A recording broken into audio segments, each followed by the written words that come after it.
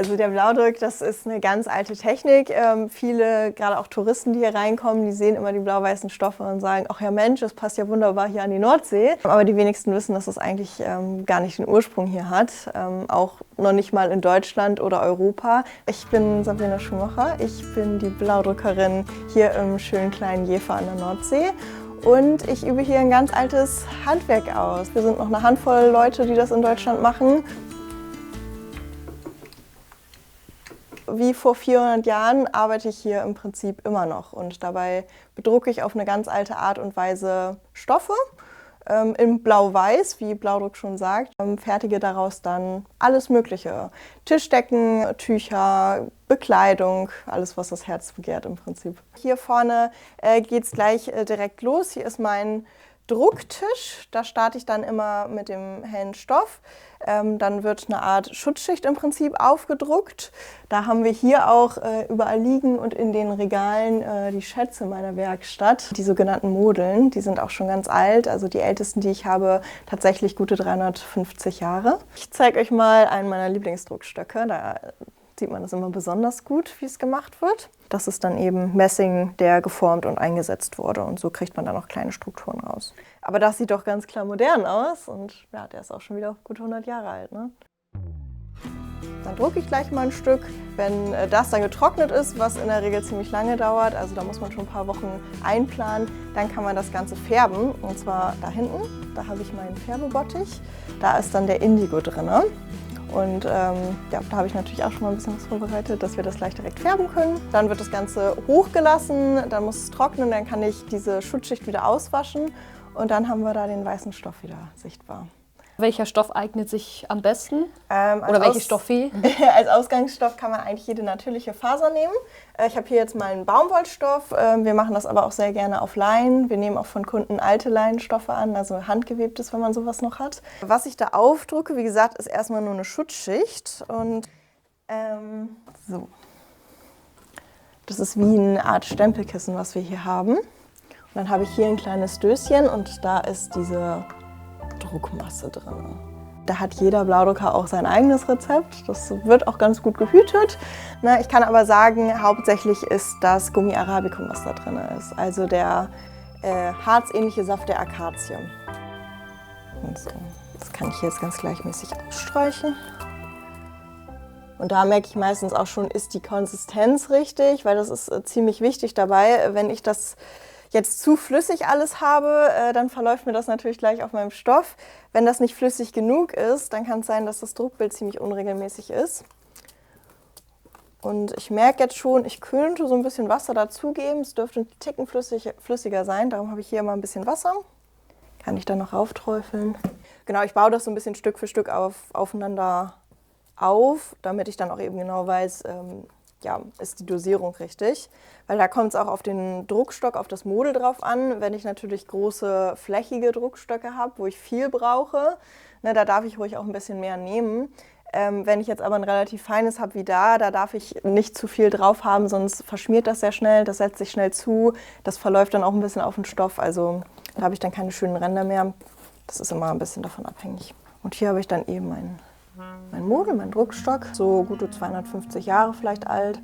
Eine Streublume Biedermeierzeit. Also so ein Muster kennen die meisten auch noch von früher. Früher gab es das ja auch viel, gerade im ländlichen Raum auch. Da wurden dann mal Schürzen draus gemacht oder Vorhänge oder so. Und das waren oftmals so dezente Muster wie jetzt hier. Also eine kleine Blume, Streifen, Karo-Muster, sowas in die Richtung. Dann kann ich jetzt hier mit dem Model auf die Druckmasse gehen. Papp nennt man das Ganze übrigens auch. Ich weiß nicht, ob ich schon gesagt habe. Und jetzt haben wir nämlich so ganz leichte Schmatzgeräusche. Das ist immer mein Zeichen, die Konsistenz ist richtig. So, und jetzt ist das hier eine kleine Schicht, die da drauf ist. Ich fange immer an oben in der Ecke. Da kann ich dann meinen Druckstock anlegen. Gehe dann vorsichtig runter, darf natürlich dabei nicht wackeln. Und dann reicht das, wenn ich einfach meine Hand zur Faust mache und so ein bisschen Druck ausübe. Gehe nochmal ein bisschen in die Ecken. Und dann halte ich meinen Stoff wieder an einer Stelle fest und kann dann wieder hochgehen. Und so zeichnet sich das dann ab. Da muss man dann auch natürlich genau arbeiten. Also ich mache das jetzt einfach mal, dass ich mal den nächsten nehme. Und jetzt ist die Schwierigkeit ja, wenn ich jetzt den nächsten daneben setze, das so zu machen, dass der Anschluss auch passt. Ich darf natürlich nicht zu nah rangehen, dann überschneidet sich das Muster zu weit weg, ich habe Lücken. Und dafür habe ich hier in den Ecken noch so kleine zusätzliche Stifte. Die Rapportstifte sind das und die markieren mir praktisch einen Punkt, dass ich weiß, da muss ich wieder ansetzen und dann passt das genau. Und jetzt wäre zum Beispiel wieder der Punkt, jetzt müsste ich wieder hier ein bisschen nachnehmen, jetzt habe ich da ein bisschen was weggenommen.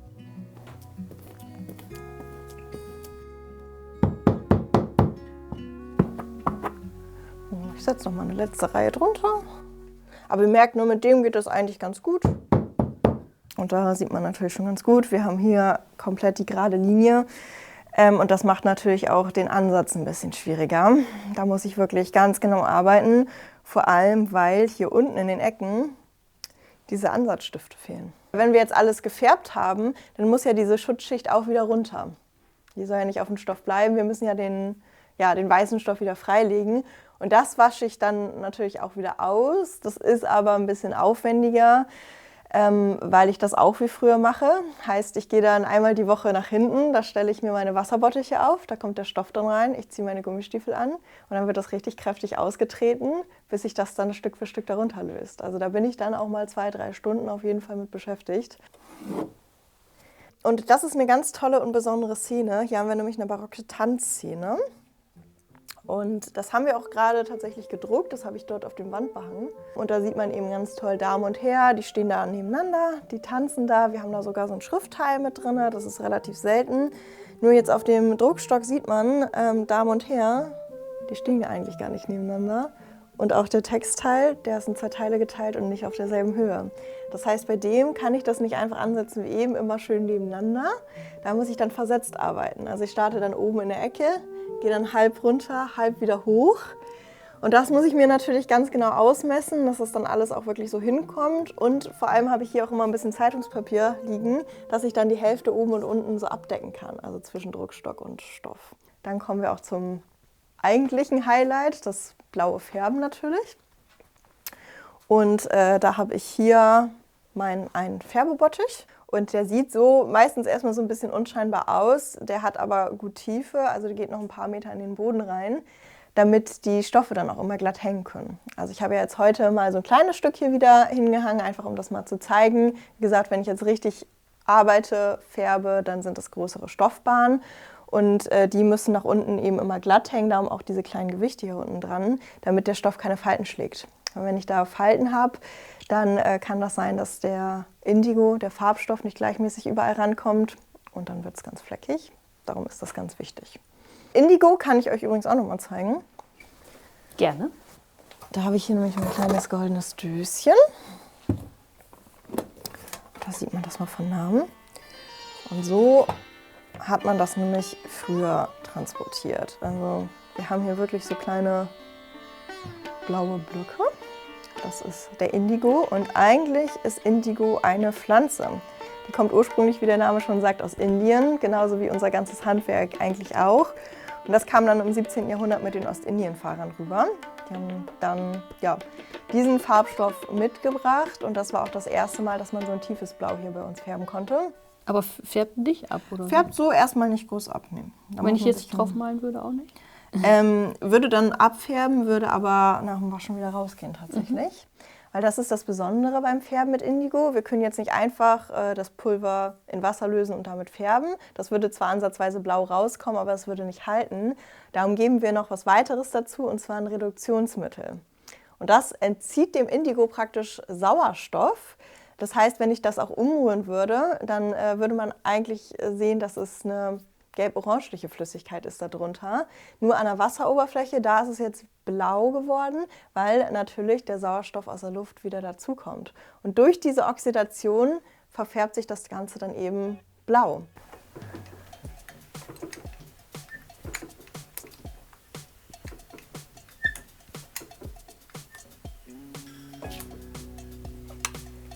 Und weg ist das Ganze. Wenn ich färbe, rechne ich schon gerne mal eine halbe, dreiviertel Stunde an. Das kann man schon so machen. Eigentlich wird der Farbton oder die Farbgebung nie genau gleich. Also selbst wenn ich jetzt heute einen Baumwollstoff färben würde und den gleichen würde ich in 3 Wochen nochmal färben, zu der gleichen Zeit auch, wäre das trotzdem wahrscheinlich ein Ticken anders. Genau, einmal färben reicht in der Regel aber nicht aus, um das so richtig dunkel zu kriegen, wie ihr das jetzt hier überall seht. Da brauche ich nämlich mehrere Ansätze. Ich zeige das immer ganz gerne hier dran. Ne, weil mit einmal färben habe ich tatsächlich in der Regel erst so ein helles Blau. Also selbst wenn ich jetzt sage, ich habe das da eine halbe Stunde drin, wird das nicht richtig tief dunkel. Das heißt, ich würde das Ganze dann erstmal rausholen, oxidieren lassen und kurz antrocknen lassen und so nach einer Stunde circa kann ich dann den nächsten Vorgang starten. Und dann, seht ihr, wird das ein Ticken dunkler und beim nächsten Mal dann eben noch ein Ticken dunkler. Und so kann man dann so ein bisschen damit spielen, wie soll das Ganze sein. Wie viele Farbgänge brauchst du dann ungefähr, um richtig also um so einen richtig tiefen Blauton zu haben, setze ich schon auf jeden Fall 3 Vorgänge an. Also das mache ich tatsächlich auch immer, wenn ich jetzt ein neues Stück Stoff anfange. Davor schabe ich das dann auch erstmal wieder zusammen. Die Reste werden eigentlich immer weiterverwendet.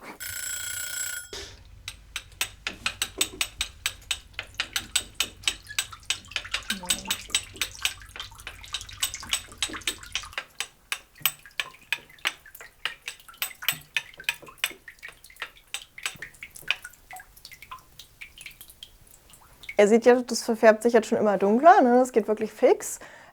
Ich muss es jetzt noch ein paar Minuten, vielleicht in 1, 2 Minuten müsste das eigentlich auch komplett blau sein. Die Oxidation ist dann aber noch nicht komplett abgeschlossen. Also ich würde es dann immer noch mal ein bisschen hängen lassen, vielleicht eine halbe Stunde, Stunde auf jeden Fall. Und dann kann ich es im Prinzip auswaschen, ne? Dann trete ich mir da diese Schutzschicht im Wasserbad da wieder runter, damit sich das löst. Dann sehe ich auch erst, ist das Ganze auch was geworden. Habe ich da sauber gearbeitet? Ist die Farbe auch so geworden, wie ich mir das vorgestellt habe? Oder gibt es da Unregelmäßigkeiten? Hätte ich es doch lieber nochmal färben müssen? Na, das sieht man alles erst immer, wenn es komplett dann wirklich auch fertig ist. Und wenn es dann nochmal getrocknet ist, dann geht der Stoff zur Schneiderin. Die näht dann draus, was auch immer es werden soll. Ein Kissen, eine Tischdecke, ein Bekleidungsstück. Also das ist jetzt genau das Muster, was wir jetzt gerade gedruckt und eben auch gefärbt haben in seiner fertigen Form dann sozusagen. Das wurde natürlich auch mehrfach gefärbt, das ist ziemlich dunkel, wie man sieht. Genau, und so soll es dann im Idealfall am Ende alles aussehen. Ja, darum ist das Handwerk natürlich auch besonders schützenswert. Ne? Da muss man sich wirklich drum kümmern, dass das nicht in Vergessenheit gerät. Weil ich auch immer sage, irgendwann aus Büchern lernt man das auch nicht mehr. Da muss man wirklich jemanden haben, der einen dann auch, wie es hier der Fall war, richtig an die Hand nimmt, auch mal so ein bisschen das Gefühl beibringt und so ein paar Tricks und Kniffe auch. Und ja, da bin ich auch ganz froh, dass das hier so geklappt hat. Teilen ist schön, also teilt unser Video. Und wenn du Lust hast, mit uns einen Film zu machen, alle Informationen findest du in der Videobeschreibung. Da du das Video bis zum Schluss angesehen hast, bist du bereit, einen Daumen nach oben zu geben. Und vergiss nicht, unseren Kanal zu abonnieren, wie man macht auf YouTube und Telegram.